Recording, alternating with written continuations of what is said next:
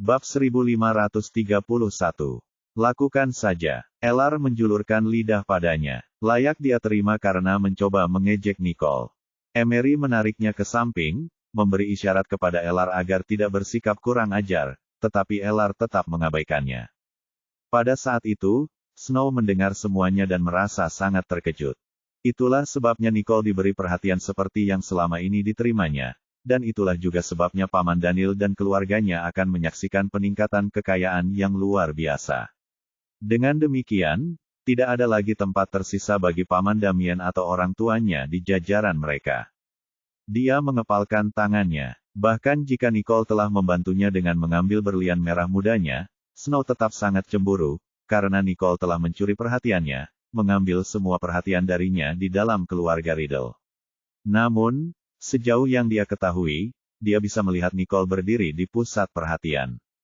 Ketika dia melihat Harvey dan Tuan Ellison memberikan hadiah-hadiah mereka yang berharga kepada Nicole, yang terlihat agak nakal di wajahnya, dia tidak punya pilihan lain selain mempercayai rumor-rumor itu dengan hati yang berat seperti diremukkan oleh batu besar. Nicole sudah berdiri di sana, menerima hadiah selama hampir setengah jam. Kakinya terasa mati rasa, begitu pula rahangnya, yang masih tersenyum. Namun, Riddle Sir terus memeluknya erat-erat, tidak membiarkannya pergi. Tuan Riddle Sir dan orang tuanya di sisi lain, mulai terbiasa, dan senyum mereka makin lama makin lebar. Melihat hal ini, Nicole tak kuasa menahan senyum karena gembira. Apapun yang terjadi, keluarga Riddle telah kembali ke kejayaannya. Yah, asalkan kakek, ibu, dan ayah bahagia, kurasa. Tepat saat dia tengah memikirkan hal itu, sebuah suara yang dikenalnya tiba-tiba terdengar. Selamat, Nicole. Fiorella menghampirinya sambil mengucapkan kata-kata klise, meskipun sebenarnya dia sangat cemburu. Setiap orang yang mengantre untuk memberikan hadiah kepada Nicole merupakan orang-orang terkemuka di kalangan elit negara ini. Meskipun keluarga Visser adalah keluarga terhormat di Sanjoto, status mereka tidak banyak membantu mereka. Bahkan dalam sesi pemberian hadiah saja, mereka adalah salah satu yang terakhir dalam daftar. Butuh waktu yang cukup lama sebelum giliran mereka tiba, dan Fiorella, yang sudah menyimpan dendam sebelumnya, tidak dapat menahan diri untuk tidak menggunakan nada suara yang aneh ketika berbicara kepada Nicole. Colton segera menarik putrinya ke samping dan berkata kepada Nicole, "Maafkan kelancangan putriku, Nona Riddle. Ini hadiahku untukmu. Semoga kau menyukainya." Colton selalu memiliki aura kewibawaan di kantor dan akan berdiri tegak setiap kali berbicara, bahkan di kalangan elit di Sanjoto. Namun, sungguh memalukan baginya untuk bersikap rendah hati di hadapan Nicole hari ini. "Ayah, apa yang ayah lakukan?" teriak Fiorella, raut wajahnya berubah karena merasa malu. Colton sangat menyesal. Dia terlalu sibuk mengantre untuk memberikan hadiah kepada Nicole beberapa saat yang lalu sehingga dia tidak memberi Fiorella penjelasan yang jelas tentang posisi Nicole saat ini. Dia benar-benar marah saat melihat betapa kasarnya Fiorella terhadap Nicole. Karena tidak dapat menahan diri lagi, Colton berteriak, "Diam." Dia lalu meraih Fiorella dan menariknya ke samping, sementara Nyonya Visser bergegas maju untuk menempatkan dirinya di antara Fiorella dan Nicole, memberi isyarat kepada putrinya agar berhenti berbicara. Nicole memandang Colton, lalu menatap Fiorella yang murka, lalu tanpa sadar dia melirik Jared. Jared memperhatikan isyarat yang diberikannya dan ekspresinya berubah menjadi ekspresi yang menunjukkan kesabaran. Arti dari gerakannya jelas. "Lakukan sesukamu." Melihat itu, Nicole menoleh kembali ke Colton, dan dengan mata berseri-seri, dia bertanya, "Terima kasih, tapi apakah kita pernah kenal sebelumnya?" Colton Visser adalah kepala keluarga Visser, Presiden Visser Group, dan ia dianggap sebagai salah satu tokoh paling terkenal di Sanjoto. Akan baik-baik saja jika Nicole tidak mengenalnya. Lagi pula, ia mungkin belum pernah bertemu dengan siapapun yang hadir di acara makan malam itu sebelumnya. Namun, ia jelas mencoba menempatkannya dalam posisi sulit dengan menanyainya di depan semua orang. Akan tetapi, putrinya sendirilah yang pertama kali berusaha membuat Nicole kesal, dan dengan begitu banyak keluarga terhormat yang hadir di tempat kejadian, Colton menahan amarahnya, tidak membiarkan emosinya berkobar bahkan jika ia ingin melakukannya. Dengan mengingat hal itu, ia menjawab sambil tersenyum. Memang, kita belum pernah bertemu sebelumnya, tetapi saya kenal Tuan Riddle, Sir. Saya ketua Visser Group saat ini. Jika Anda memiliki sesuatu yang Anda perlukan, jangan ragu untuk menghubungi saya.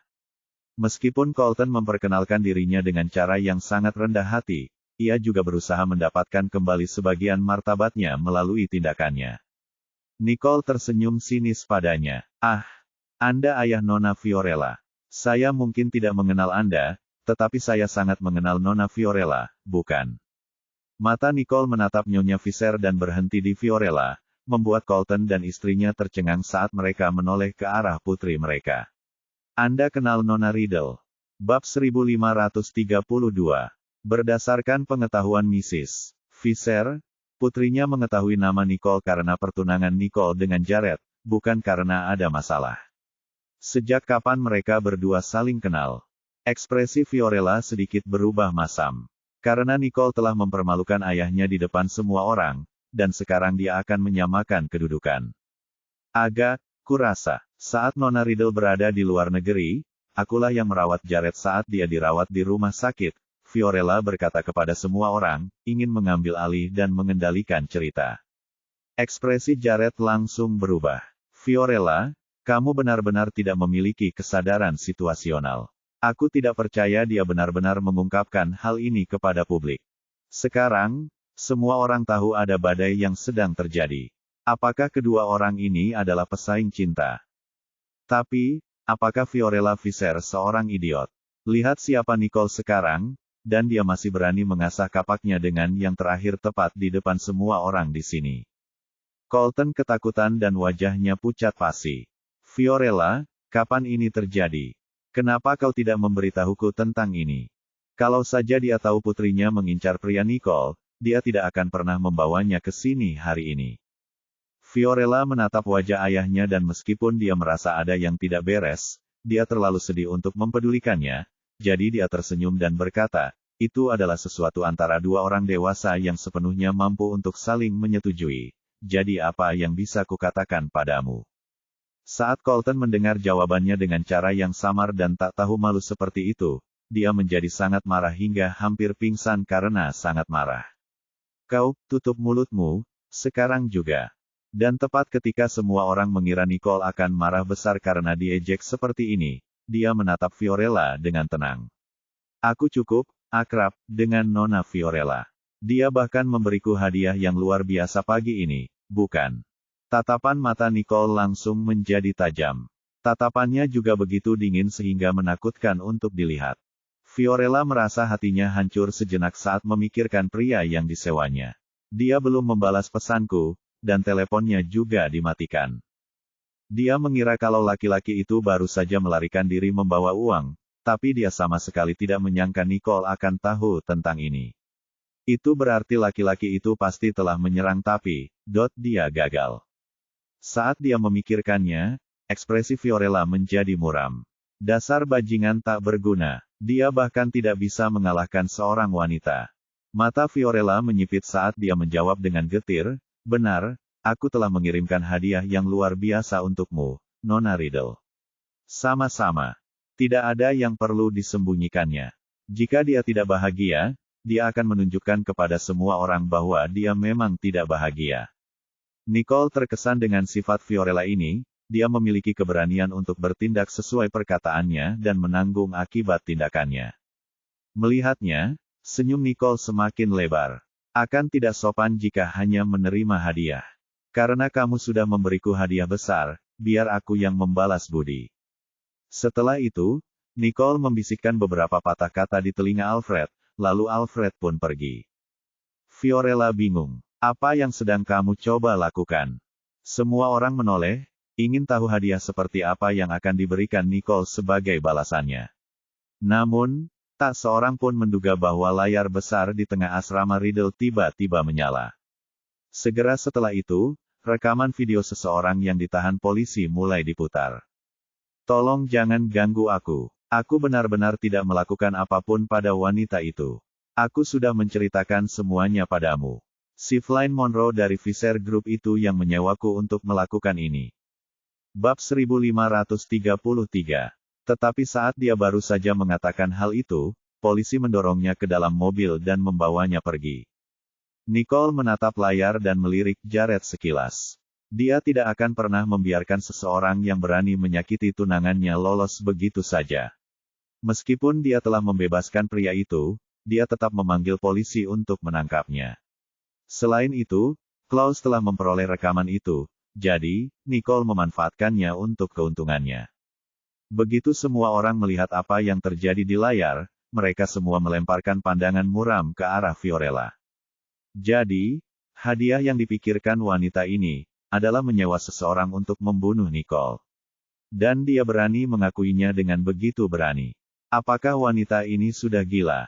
Pikir salah satu orang di kerumunan. Fiorella tidak mengantisipasi bahwa pria itu tidak hanya gagal dalam penyerangannya, tetapi juga tertangkap dalam prosesnya. Puncak dari semuanya adalah, dia bahkan telah mengkhianatinya. Mempekerjakan seseorang untuk menyakiti orang lain adalah kejahatan yang hukumannya penjara. Meskipun begitu, Fiorella tidak menyerah. Jadi itu sebabnya orang yang kukirim tidak membalasku. Ternyata kau sudah menungguku di sini. Nona Riddle, sungguh licik. Memang, dia benar-benar berani membentak balik dengan komentar sinis. Pada saat itu, Colton, yang sudah muak dengan kejenakaan putrinya, mengangkat tangannya dan menamparnya. Diam. Fiorella, yang belum pernah dipukuli oleh ayahnya sebelumnya, tiba-tiba mendapat tamparan di wajahnya dan terjatuh ke lantai. Dampak tamparan ayahnya begitu kuat hingga telinganya berdenging dan darah merembes keluar dari sudut bibirnya. Aku membela ayah. Aku membelanya demi kehormatan keluarga Fisher. Kenapa ayah memukulku? Gerutunya. Kau, memukulku, ayah. Fiorella menatap Colton dengan kaget. Dia belum pernah melihat ayahnya dengan ekspresi yang begitu mengancam di wajahnya. Orang yang kutabrak itu anak perempuan yang bodoh dan keras kepala. Beraninya kau menyerang Nona Nicole, apa kau sudah bosan hidup? Teriaknya. Tindakan Fiorella mungkin saja membuat keluarga Fisher menjadi musuh keluarga Riddle beserta semua keluarga besar lainnya yang hadir. Sungguh, dia sangat bodoh, karena telah melakukan apa yang dilakukannya. Kenapa aku tidak boleh mengganggunya? Dia hanya putri dari keluarga kelas 3 yang menjemputnya dari jalanan. Bagaimana dia bisa dibandingkan denganku? Bantah Fiorella. Meskipun Jared tidak tertarik padanya, dia tidak dapat mengerti mengapa ayahnya sendiri juga membela Nicole sebelum orang lain. Pesona macam apa yang telah diberikan wanita jalang ini kepada semua orang di sini? Pikirnya. Nona Fisher, saya rasa Anda salah paham. Bagaimana Anda bisa dibandingkan dengan Nicole? Pada saat itu, Preston melangkah maju untuk membela kehormatan Nicole, tidak ingin lagi melihatnya diganggu. Saat itu ia tidak tahu, tetapi sekarang Nicole adalah pembawa lambang api, ia juga akan menikmati kejayaannya. Karena itu, tidak mungkin ia akan membiarkan siapapun mengganggu sepupunya. Benar sekali, kau pikir kau ini siapa? Membandingkan dirimu dengan Nicole, kata Elar, melangkah maju untuk membela Nicole juga. Saudara-saudara dan sepupu Nicole yang lain kemudian maju untuk membelanya juga.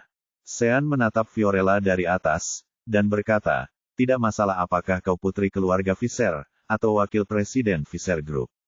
Jika kau berani menyakiti adikku, keluarga Riddle tidak akan tinggal diam. Kau benar-benar tidak tahu diri.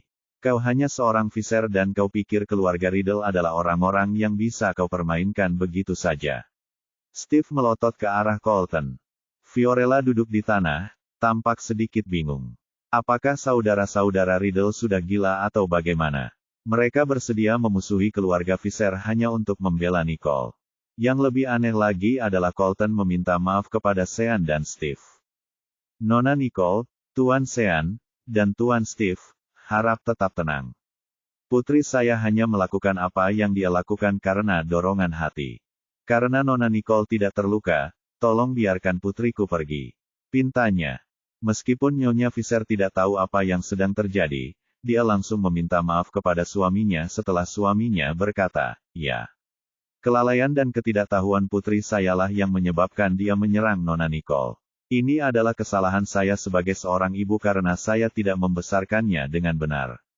Saya minta maaf atas namanya. Ayah, ibu, apa kalian gila? Teriak Fiorella. Nicole hanyalah putri keluarga Riddle. Mengapa orang tuaku harus menjilati sepatu botnya? Mengapa mereka mengabaikan kehormatan keluarga Fisher? Diam. Colton melotot ke arahnya. Jika kau berani mengucapkan sepatah kata lagi, aku akan memastikan bahwa aku tidak lagi punya anak perempuan bernama Fiorella Fisher. Dia sudah muak dengan sikap putrinya yang tolol itu. Jika lelaki tua itu tahu apa yang telah dilakukan putrinya di rumah, dia akan dikeluarkan dari keluarga.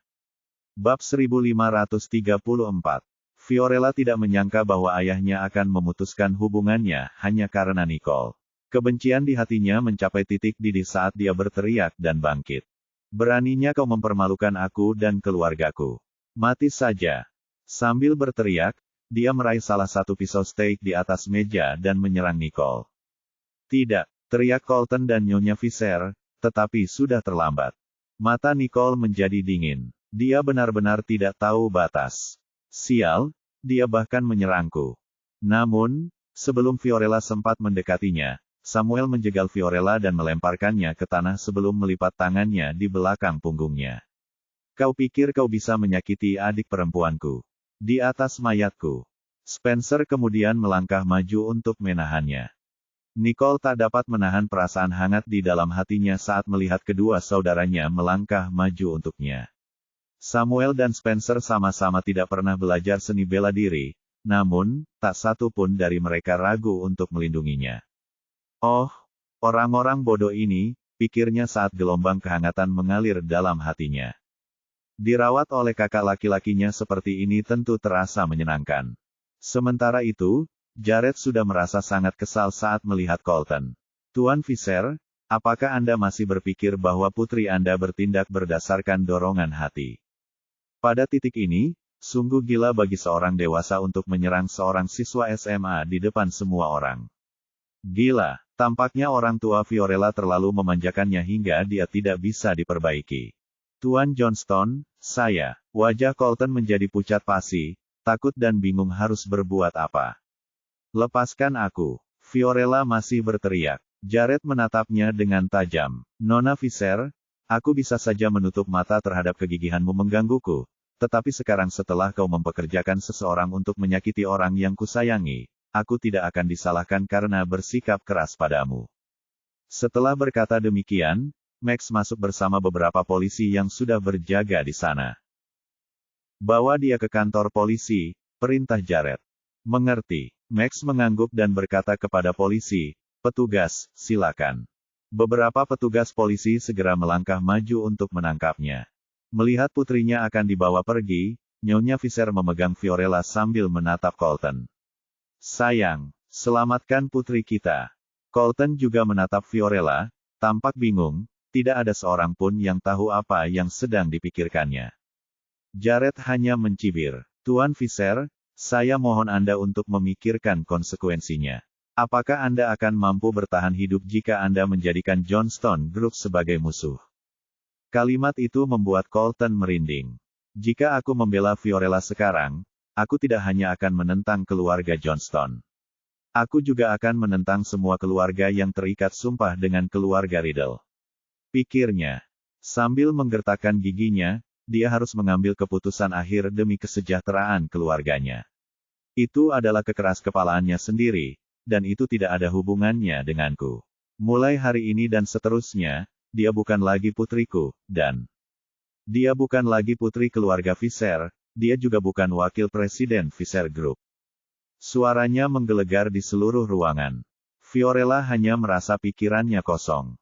Apa maksudnya? Apakah ayah benar-benar akan memutuskan hubungan ayah anak kami? Dan apakah dia juga akan mengusirku dari rumah, dan mencabut jabatanku sebagai wakil presiden? Bab 1535. Bagaimana mungkin? Ayah. Kenapa ayah melakukan ini padaku? Aku hanya melindungi kehormatan keluarga kita. Kenapa ayah harus melakukan ini padaku? Dia menangis. Dia bukan saja tidak melindunginya, dia bahkan tidak mengakuinya dan mengusirnya dari rumahnya. Apa yang terjadi dengan ayah yang selama ini mencintaiku? Mengapa seluruh dunia melindungi Nicole? Fiorella berpikir, merasa bahwa ia akan kehilangan akal sehatnya. Nyonya Fisher juga terkejut saat itu karena dia tidak menyangka suaminya akan begitu kejam terhadap putrinya sendiri. Namun sebelum dia sempat bereaksi, polisi telah memborgol Fiorella dan membawanya pergi. Lepaskan aku, kau tahu siapa aku. Harga dirinya hancur berkeping-keping di hadapan semua orang di sini, Fiorella hampir kehilangan kewarasannya. Dia tidak pernah menyangka hal seperti itu akan terjadi padanya. Fiorella, melihat putrinya dalam kondisi seperti itu, Nyonya Fisher tak kuasa menahan tangisnya. Dari 3 anggota Fisher, hanya Colton yang tersisa saat ini. Wajahnya pucat pasi dengan keringat dingin membasahi dahinya, tampak seolah-olah dia tidak tahu lagi apa yang harus dilakukan. Melihat hal ini, Nicole berkata kepada Colton, "Terima kasih atas hadiahmu yang penuh perhatian, Tuan Fisher. Jangan khawatir, aku bukan orang seperti itu. Aku tidak akan dengan sengaja menjadikan Fisher Group sebagai target hanya karena Fiorella." Ketika Colton akhirnya mendapatkan amnesti, dia segera menyeka keringat di kepalanya dan berkata, "Terima kasih, Nona Riddle." Akan tetapi, bahkan saat itu, semua orang masih memandang negatif pada keluarga Fisher. Merasa bahwa ia tidak bisa tinggal di sini lebih lama lagi, ia berkata, "Nona Riddle, saya sudah mengantarkan hadiah saya, tetapi saya sudah sangat lelah sekarang. Jadi saya pamit dulu dan akan mengunjungi Anda lain kali." Sama-sama, Nicole mengangguk, tidak ingin berlama-lama di dekatnya. Mendengar itu, Colton buru-buru pergi. Dan setelah kepergiannya, seluruh kegagalan itu berakhir. Kemudian, Tuan Riddlesir berdiri dan berkata, "Mari kita lupakan kejadian buruk itu. Hari ini, keluarga Riddle telah menyiapkan pesta untuk semua orang. Silakan dinikmati." Semua orang mengalihkan pandangan begitu mendengar itu dan mulai memakan makanan penutup mereka. Tuan Riddlesir kemudian buru-buru berkata kepada Daniel, Sean, dan yang lainnya, "Pergilah layani tamu-tamu kita. Manfaatkan setiap kesempatan yang dapat berguna bagi kita." Sekarang dia bisa memanfaatkan gengsi Nicole, dan dengan fakta bahwa dia kini bisa bekerja sama dengan keluarga-keluarga besar ini, Tuan Riddlesir tentu saja tidak ingin melewatkan kesempatan itu. Baiklah, Daniel, Sean, dan Steve segera pergi. Damien, yang berdiri di samping, sangat iri. "Ayah, aku juga akan membantu." Melihat betapa antusiasnya Damien, Riddlesir tahu bahwa semua orang yang hadir hanya ingin berbicara dengan orang tua dan saudara kandung Nicole, tetapi dia tetap mengangguk. "Ingatlah untuk memperkenalkan diri sebagai paman Nicole saat kamu pergi ke sana." Damien terkejut dan tak dapat menahan rasa penasarannya saat berbisik, "Ayah, apa yang terjadi? Kenapa aku harus menyebut Nicole? Dia adalah orang berikutnya yang akan menduduki posisi kepala keluarga, dan dia juga merupakan pewaris perusahaan untuk waktu yang lama, jadi dia tidak mengerti mengapa dia juga harus menggunakan nama keponakannya agar bisa mendapatkan tamu." Menyadari bahwa Damien, Dillon dan istri-istri mereka sedang menatapnya, Riddlesir tidak dapat menahan diri untuk berkata, "Nicole, sekarang adalah pewaris Firecrest. Puncak api." Keempatnya tercengang. Karen dan Miley tidak tahu tentang ini, tetapi keluarga Rogers juga merupakan keluarga kuno, jadi dia punya firasat tentang apa itu, tetapi dia tidak tahu di mana dia melihat nama itu, Firecrest. Pada akhirnya, Damienlah yang pertama kali mengingatnya. "Ayah, maksudmu lambang api dari 5 lambang keluarga Rebi dalam kata pengantar silsilah keluarga kita." Saat Damien mengatakannya, Dillon juga mulai mengingatnya. Lambang keluarga Rebi. Tidak mungkin kan? Benda itu benar-benar ada di dunia ini. Dan Nicole berhasil mendapatkannya. Menurut legenda, itu adalah harta karun yang dapat memberikan kekuasaan kepada pemiliknya, kepada semua keluarga besar di masa lampau. "Ya," kata Riddlesir, menahan kegembiraan di dalam hatinya sambil berusaha sekuat tenaga untuk menenangkan diri. "Pergilah. Cepatlah. Manfaatkan kesempatan ini untuk mencari tahu siapa saja yang masih ingin bekerja sama dengan kita, dan siapa saja yang tidak ingin lagi bertindak sesuai dengan keinginan leluhur mereka. Lagi pula, beberapa keluarga besar telah lama menghilang tanpa jejak. Beberapa keluarga telah kehilangan silsilah mereka, dan sementara beberapa keluarga lain mungkin masih memilikinya, keturunan atau ahli waris mereka mungkin tidak mau tunduk kepada yang lain. Itulah alasannya mengapa Ten Riddle Sir perlu memastikan. Aku mengerti, kata Damien tak percaya, dan meski dia terjadi, dia tetap pergi. Dillon, di sisi lain, memasang ekspresi muram di wajahnya saat dia menatap Daniel dengan rasa iri. Apa-apaan dengan keberuntungan Daniel, pikirnya, putri yang mengadopsinya bukan hanya seorang sarjana. Dia juga menguasai ilmu kedokteran, dan berhubungan baik dengan Gubernur Wyans. Dan sekarang, dia bahkan berhasil mendapatkan Firecrest. Sepertinya, mulai sekarang, pihak keluarga Daniel akan menjadi yang terdepan, sementara Damien dan aku harus minggu. Melihat Dillon masih berdiri di sana dengan mengedipkan mata, Ten Riddle Sir tidak dapat menahan diri untuk tidak mendesaknya. Apa yang kamu lakukan? Hanya berdiri di sana. Bahkan Dexter sudah pergi untuk membantu, jadi berhentilah bermalas-malasan. Kedua orang ini tidak sehebat Dexter dalam hal membaca situasi. Dexter sudah membawa anak-anaknya keluar untuk menyambut tamu, dan itu pun tanpa diminta, pikir Ten. Teka-teki Sir. Mengerti. Dillon tersadar kembali dan menarik Karen, sehingga mereka bisa meminta anak-anak mereka untuk segera menyambut para tamu. Sementara itu, Preston sudah dalam alurnya, dan Edwin, menggunakan nama Preston, menghubungi beberapa pedagang pemberani yang sudah lama merencanakan untuk bekerja sama.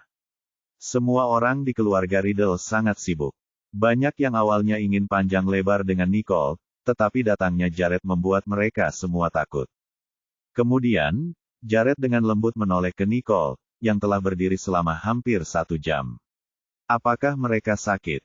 Melihat ekspresi khawatir Jared, Nicole tersenyum.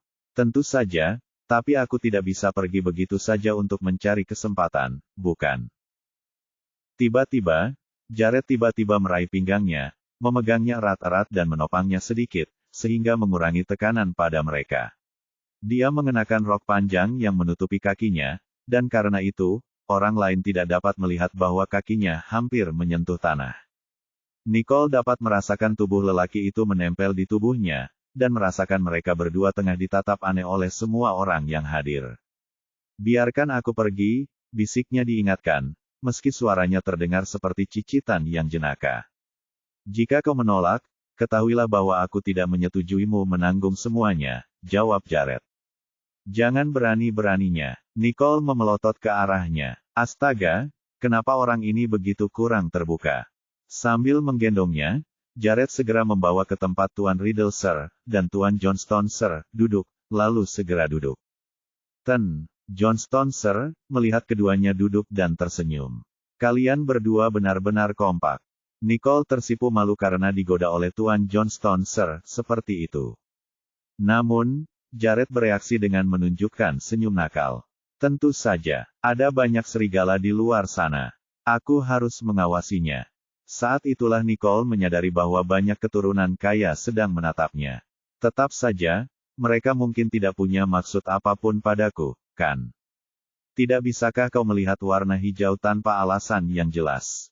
Dia memutar bola matanya ke arah Jared, berpikir bahwa Jared terlalu imajinatif. Jared melengkungkan bibirnya sambil berkata, "Yah, sejauh yang kau ketahui, mustahil untuk tidak melihat warna hijau." Bab 1537. Kata-katanya begitu berani dan kurang ajar sehingga membuat Nicole merasa malu. Diamlah. Jared tersenyum jenaka. Dia suka penampilan Nicole yang malu-malu seperti ini. Ia memandang orang-orang yang hadir, saat Ten Johnstone Sir, dikelilingi oleh para tamu, yang dengan gembira menyapa beberapa anggota keluarga elit. Dia kemudian menoleh ke Nicole. Sepertinya hidupku akan mudah. Mendengar ini, Nicole mendesah. Bisakah kau berhenti mengguruiku? Meskipun dia tahu apa yang mampu dilakukan Jared, dia yakin apa yang disaksikannya bukanlah keseluruhan kemampuannya. Cepat atau lambat, aku akan memutuskan hubungan dengan sistem itu, katanya. Begitu dia menemukan orang di balik ini dan menyelesaikan krisisnya, dia tidak akan pernah tidak ingin menyentuh lambang keluarga Rebi lagi. Jika kau mau, biarkan saja. Aku akan melindungimu, kata Jared dengan tatapan penuh tekad di matanya. Jantung Nicole berdebar kencang, dia tahu betul bahwa Jared serius. Tetapi saya tidak ingin menjadi pusat perhatian orang-orang ini sepanjang hidup saya, bantahnya. Bahkan saat melihat kerumunan di dalam kediaman, Nicole bisa merasakan kepalanya akan meledak. Ia pasti akan kehilangan akal sehatnya jika ia bergaul dengan orang-orang ini seumur hidupnya. Senyum sinis tersungging di wajah Jared. Banyak yang mengincar kekuatan dan manfaat yang menyertai lambang ini. Hanya kamu yang tidak peduli sama sekali. Aku tidak butuh kekuatan orang lain untuk membuatku lebih kuat. Aku hanya berharap kekuatan mereka tidak digunakan oleh orang-orang dengan niat jahat, jawabnya datar. Cinta Jared padanya semakin kuat setelah melihat sikapnya yang baik. Keduanya lalu beristirahat sambil menyesap anggur merah. Tiba-tiba, gelombang bisikan terdengar dari pintu depan, mendorong Nicole untuk melirik, dan saat itulah dia melihat Chloe. Saat Paman Damien dan Bibi Miley membawanya kembali kemarin, dia sudah tahu bahwa mereka tidak senang dengan fakta bahwa nama Chloe telah dihapus dari daftar keluarga. Jadi, mereka membawa Chloe kembali begitu mereka tahu bahwa Ten Riddlesir sakit. Namun, dia tidak menyangka Nicole akan muncul begitu saja di acara penting hari ini. Tuan Riddlesir pasti akan marah besar melihatnya. Dan benar saja, ekspresi Tuan Riddlesir menjadi gelap begitu dia melihatnya. Dia langsung menatap Damien dan Miley sambil menggerutu. Apa maksudnya ini? Kenapa kalian bawa dia ke sini? Melihat cucunya yang saat ini sudah dicoret dari daftar keluarga membuat Ten Riddlesir sangat marah dan seringai muncul di wajahnya. Melihat hal ini, Miley langsung berpura-pura untuk mengundang rasa kasihan. Ayah tiba-tiba sakit 2 hari lalu dan kami tidak tahu apa yang terjadi, jadi kami pikir. Damien melotot ke arahnya, membungkam Miley, sebelum ia mengambil alih pembicaraan. Hanya saja, jika sesuatu terjadi padamu, kita tidak bisa membiarkan Chloe tidak bisa melihatmu untuk terakhir kalinya. Karena itu, aku membawanya kembali. Lagi pula, hari ini adalah jamuan makan keluarga kita, dan aku takut seseorang akan bertanya tentangnya. Sungguh cara yang cerdas untuk mengatakan sesuatu, seolah-olah semua yang mereka lakukan adalah untuk kehormatan keluarga Riddle, kata Nicole. Akan tetapi, Nicole juga tahu bahwa Tuan Riddlesir tidak ingin mengumbar aib pribadinya kepada khalayak ramai, jadi dia pasti tidak akan menyangkal cucunya ini di hadapan semua orang di sini. Pada saat itu, Tuan Riddlesir hanya bisa menahan amarahnya saat dia melihat Chloe berjalan mendekatinya. Menyadari bahwa Tuan Riddlesir tidak marah, Chloe tahu bahwa rencana orang tuanya pasti berhasil. Dengan mengingat hal itu, ia segera berpura-pura menjadi cucu yang berbakti. Kakek, dia menghampiri Tuan Riddlesir, dan matanya langsung memerah. Senang melihatmu dalam keadaan sehat walafiat. Tuan Riddlesir tidak ingin orang luar mengetahui drama yang menimpa keluarganya, dan karena itu, ia hanya bisa berkata, berhentilah menangis. Karena Anda sudah di sini, pergilah keluar sana dan hiburlah para tamu. Senang sekali, Chloe segera menjawab, terima kasih, kakek. Nicole tidak dapat menahan diri untuk tidak menatap Damien dan Dillon. Paman-pamannya bukanlah orang bodoh dan telah memanfaatkan kesempatan ini untuk membawa Chloe kembali. Bab 1538. Setelah hari ini, Tuan Riddlesir mungkin akan bersikap lebih tenang. Chloe, bagaimanapun juga, tetaplah seorang aktris bintang di dunia hiburan, dan meskipun ia sempat dikesampingkan selama kurun waktu tersebut, ia tetap dikenali oleh banyak orang dan segera dikelilingi oleh orang-orang yang mengenalinya. Melihat Chloe masih berharga bagi keluarga Riddle, Tuan Riddlesir tidak dapat berkata banyak, tetapi saat ia melihat Nicole menatap Chloe, ia pun menghampiri Nicole. Nicole, kamu tidak akan menyalahkan kakek untuk ini, kan? Tanyanya. Dia tahu betul bahwa dia terlalu berhati lembut, dan terlalu peduli terhadap kehormatan keluarga. Aku tidak akan melakukannya, kata Nicole. Lagi pula, tidak ada kakek yang begitu kejam dan tidak pemaaf terhadap cucunya sendiri. Nicole sudah menduga bahwa Tuan Riddlesir tidak akan mengabaikan kesulitannya jika dia mendapat masalah sekarang atau nanti, mengingat kebaikannya. Kakek, aku hanya ingin kakek bahagia, lanjutnya. Lagi pula, selain kedua orang tua dan saudara kandungnya, Ten Riddlesir adalah orang yang paling disayangi Nicole dalam keluarga. Ten Riddlesir menatap Nicole seolah mengatakan bahwa dia tersentuh oleh kata-katanya. Dia tahu bahwa Nicole adalah orang yang sangat bijaksana dan pengertian, dan dia hampir tidak bisa mengungkapkan kehangatan di hatinya. Saat itulah lebih banyak orang datang untuk memulai percakapan dengan Tuan Riddlesir, sementara yang lain mendekati Jared, ingin mengobrol dengannya. Nicole hampir selesai beristirahat, dan melalui di pinggiran, dia melihat Lloyd berjalan ke balkon untuk minum dan menenggelamkan kesedihannya. Pandangannya tertuju padanya saat dia melakukannya. Dia merenung sejenak, meskipun dia benar-benar tidak ingin berhubungan lagi dengannya, dia mungkin satu-satunya orang yang bisa mengetahui sesuatu untuknya. Bagaimanapun, jaringan informasi keluarga Holder adalah yang terluas. Pemegang dapat makmur selama bertahun-tahun tanpa terlibat dalam industri besar apapun karena monopoli mereka atas informasi eksklusif dari banyak keluarga besar.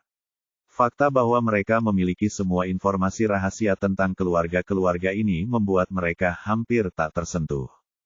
Jaringan mereka tersebar di berbagai negara dan menempati posisi kedua setelah Interpol dalam hal signifikansi dan sumber daya. Sekarang setelah dia meninggalkan Interpol, dia adalah satu-satunya pilihannya jika dia ingin mendapatkan informasi tentang pasar gelap atau bahkan web gelap. Sambil memikirkan hal itu, dia perlahan bangkit dan berjalan ke sudut. Meskipun semua orang yang hadir ingin berbicara dengannya, mereka memutuskan untuk tidak mendekatinya setelah melihat bahwa Nicole telah pergi ke balkon, karena mengira Nicole ingin menghirup udara segar. Hanya Lloyd yang tahu bahwa Nicole sedang berjalan ke arahnya dan dengan mengingat hal itu, jantungnya mulai berdebar kencang. Ia akhirnya menemukan gadis yang telah menyelamatkannya bertahun-tahun yang lalu. Akan tetapi, karena Harvey sengaja mengaburkannya, dia tidak mengenalinya, dan karena keluarganya merahasiakan masalah ini darinya, dia baru saja mengetahui bahwa alasan Jared berdiri bersamanya adalah karena mereka bertunangan. Pada saat itu, ia mulai membenci dirinya sendiri karena telah menuruti perintah ibunya dan terbang ke luar negeri untuk syuting filmnya. Jika ia tidak melakukan itu, ia akan memiliki kesempatan, meskipun peluangnya sangat kecil. Meskipun dia sudah berdiri di hadapannya, Lloyd masih menatapnya dengan linglung. Nicole tidak dapat menahan diri untuk bertanya, apakah ada sesuatu di wajahku? Saat itulah Lloyd tersadar kembali dan berdeham sambil menunjukkan ekspresi sedih sebelum menanyakan pertanyaan yang ingin ditanyakannya, mengapa kamu tidak memberitahuku kalau kamu sudah bertunangan? Nicole mengangkat sebelah alisnya, mungkin karena kita bahkan bukan teman. Sesuai aturan organisasi, setiap kali seseorang meninggalkan organisasi, mereka harus berpisah, terlepas dari siapapun mereka. Jika mereka bertemu lagi di masa mendatang, mereka akan dipaksa untuk bertindak seolah-olah mereka tidak saling mengenal, meskipun orang tersebut adalah mantan pasangan mereka. Namun, Lloyd merasa terluka oleh pernyataan ini. Mereka pernah berjuang berdampingan sebelumnya, dan hanya karena ia telah dibawa pulang oleh keluarga Holder sebelum ia berpisah dengan Nicole, bukan berarti hubungan mereka tidak berarti apa-apa baginya. Bab 1539. Pada saat ini, dia tidak dapat menahan diri untuk tidak menyalahkan dirinya sendiri. Jika dia tidak berlari pulang hanya karena tidak mampu menahan tekanan, dia mungkin akan menjadi orang yang berdiri di samping Nicole hari ini. Kita, memang, bahkan bukan teman. Sambil memaki dirinya sendiri, Lloyd mengangkat gelasnya dan meneguknya. Melihat hal itu, Nicole hanya bisa mendesah. Mengapa Lloyd begitu terobsesi dengan hubungan kita? Lloyd, kamu harus tahu aturan organisasi itu. Baik Interpol maupun organisasi Zain, aturannya sama saja. Kita belum pernah bertemu sebelumnya, dan sekarang, kita bertemu untuk pertama kalinya. Kata-kata Nicole jelas dan ringkas. Namun, saat itulah sebuah sinar muncul di mata Lloyd. Itu artinya, kita bisa memulai lagi, kan? Frustrasi terhadapnya, dia berpikir, apakah aku harus menjelaskan semuanya kepadanya supaya dia mengerti? Sambil menarik napas dalam-dalam, Nicole mengulurkan tangannya. Salam, namaku Nicole Riddle. Lloyd memandang tangan Nicole yang terulur dan merasa gembira. Dia tidak menyangka kalau Nicole bermaksud demikian ketika dia menolaknya berkali-kali saat itu. Aku benar-benar bodoh, mengira aku memanggilnya S di depan orang lain. Akhirnya memahami maksud Nicole, Lloyd mengulurkan tangannya. Halo, saya Lloyd Holder. Keduanya diam-diam tahu bahwa mereka akan memulai lagi. Semua yang terjadi sebelumnya, hanyalah mimpi dalam kehidupan yang telah lama berlalu. Halo, Tuan Holder. Saya datang kepada Anda dengan sebuah proposal bisnis. Sekalipun mereka sudah menjadi mitra sebelum ini, Nicole masih bersikeras menarik garis batas, dan walaupun dia membutuhkan bantuannya, dia tidak ingin berutang budi padanya. Proposal bisnis. Katakan saja apa yang perlu kamu lakukan, kata Lloyd, tidak menyukai nada bicara Nicole yang agak kaku dan formal. Dia mendesah. Itu proposal bisnis. Kalau kamu tidak setuju, aku tidak punya alasan untuk memberitahumu. Kau, Lloyd sedikit panik sebelum mendesah. Aku mengerti, aku mengerti. Aku setuju. Tapi, aku harus bertanya, urusan apa yang sedang kita lakukan? Tentu saja, Nicole setuju, karena tahu bahwa dia bisa melakukan apapun yang Lloyd inginkan. Kalau begitu, aku akan langsung ke intinya. Dia tidak ingin menarik perhatian pada dirinya sendiri, jadi dia berpikir untuk menyelesaikan ini secepat mungkin. Melihat keseriusan Nicole, Lloyd pun menanggapinya dengan ramah. Oke. Organisasi Zain telah kehilangan sekelompok Braves di Laningbok. Kapal yang membawa mereka hilang setelah memasuki laut lepas. Aku butuh seseorang dari pasar gelap dan web gelap untuk mencari petunjuk keberadaan mereka. Nicole berkata terus terang. Lloyd tercengang. Hanya sedikit orang di Sanjoto yang tahu tentang hubungan keluarga Holder dengan pasar gelap dan web gelap. Sudah berapa lama Nicole berada di Sanjoto? Bagaimana dia tahu tentang hubungan kita dengan pasar gelap? Pikirnya. Melihat Lloyd terdiam, Nicole mengangkat alisnya. Apakah ada kesulitan? Ini seharusnya cukup mudah bagi keluarga Holder. Seperti yang diharapkan, Lloyd menggelengkan kepalanya. Tidak akan sulit, tapi aku hanya ingin tahu, bagaimana kau mengetahui hubungan keluargaku dengan anggota Dark Web? Nicole meliriknya dan menjawab, keluarga Holder terkenal di kalangan para pemburu. Lloyd terkejut. Kau, seorang pemburu. Para pemburu, itu semacam serikat peretas. Pikirnya, hanya profesional yang bisa memecahkan URL untuk masuk ke situs web dan membuat akun. Nicole seorang pemburu. Aku Lucifer. Nicole memutar gelas anggurnya, matanya liar. Lloyd tiba-tiba gemetar saat matanya mulai bergerak cepat. Kau, Lucifer. Bab 1540. Keluarga Holder sangat terkenal. Lucifer adalah seorang peretas yang telah membantu keluarga Holder dalam menghadapi beberapa krisis besar. Jika dia benar-benar Lucifer, dia pasti juga tahu tentang transaksi gelap keluarga Holder. Tapi yang tidak kuduga adalah setelah Nicole meninggalkan Interpol dan bersekutu dengan Zain Spears, dia malah menjadi hacker. Apa yang tidak bisa dia lakukan? Pikirnya. Nicole melihat ekspresi ketidakpercayaan Lloyd saat dia menyesap anggur merahnya. Aku sudah mengungkapkan identitasku. Kau tidak perlu menyembunyikan apapun lagi. Lloyd menghela napas panjang dan dalam. Aku mulai bertanya-tanya mengapa kau tidak terkejut dengan kenyataan bahwa aku ada di sini. Aku tidak yakin apa yang telah kau lakukan selama ini, tetapi aku yakin kau tahu bahwa aku selalu berada di Sanjoto, kan? Nicole tidak menyangkal. Ya, sebagai tanggapan, Lloyd menarik napas dalam-dalam. Lupakan saja, aku akan membantumu dan mencari tahu sebanyak mungkin tentang masalah ini. Tetapi begitu semuanya mencapai pasar gelap, akan sulit bagiku untuk menyelidiki lebih lanjut. Aku hanya khawatir itu akan membutuhkan lebih banyak waktu. Nicole menganggukkan kepalanya. Aku tahu, ini informasi yang kamu perlukan. Dia lalu mengulurkan tangan dan menyerahkan flash drive itu kepada Lloyd. Sebagai seorang peretas, semua petunjuk yang dapat kutemukan telah diserahkan kepada Lloyd. Kuharap itu akan sangat membantunya, pikirnya. Lloyd segera menyimpan flash drive itu dengan hati-hati. Dimengerti. Aku akan mengabarimu begitu ada kabar. Nicole mengangguk. Aku sudah menceritakan tentang diriku. Sekarang, katakan padaku bagaimana aku bisa membalas budi. Tadinya aku ingin melakukan sesuatu untuknya, tapi berhubung dia punya ide untuk diajukan, lebih baik aku biarkan saja. Pikirnya. Lloyd menatap Nicole. Aku tidak butuh apapun, dan aku tidak ingin dia melakukan apapun untukku. Yang kuinginkan hanyalah menghabiskan lebih banyak waktu dengannya. Meskipun dia tunangan Jared, aku masih punya kesempatan selama mereka belum menikah. Lloyd berdiri di sana, terpaku, tenggelam dalam pikirannya sebelum menjawab, aku tidak butuh apapun, dan aku juga tidak butuh bantuanmu. Namun, jika ada yang aku perlukan, aku butuh bantuanmu untuk menyutradarai drama baru ibuku. Nicole mengerutkan kening, saya khawatir saya tidak dapat membantu Anda dengan masalah di industri hiburan. Jika aku bisa, aku akan menjadi karakter dalam drama itu dan membuat kesepakatan dengannya.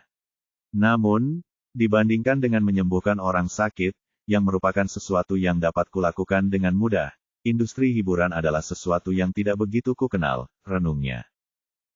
Ya, kau bisa membantuku. Kami masih membutuhkan seorang aktris untuk peran pahlawan wanita dalam drama ini. Apakah kau bersedia memerankan peran itu? Tanya Lloyd, matanya berbinar penuh tekad karena ia sangat percaya pada kemampuan Nicole. Nicole mengerutkan kening, maksudmu kau tidak akan menemukan satupun aktris di seluruh industri ini yang cocok untuk peran itu dan kau akan membiarkanku, seorang amatir, berakting. Lloyd ragu-ragu sejenak sebelum berkata dengan percaya diri, aku menunjukkan detail kontakmu kepada agenku.